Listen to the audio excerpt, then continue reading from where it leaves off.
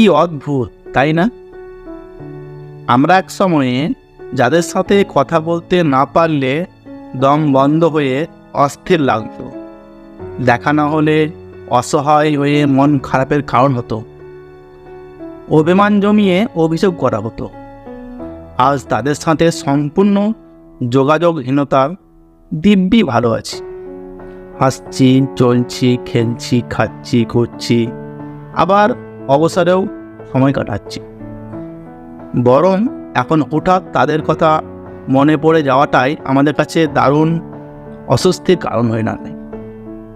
তোমরা যারা বলো যে তাকে ছাড়া বাঁচবো না, কিংবা আমি থাকবো না, তাদের বলছি, কথাটা তিক্ত হলেও সত্য যে তুমি যাদের ছাড়া বাঁচবে না বলে অভিযোগ করেছিলে, হয়তো বছর 5 পরে তাদের কথা তোমার মনে পর্যন্ত আর পড়বে না।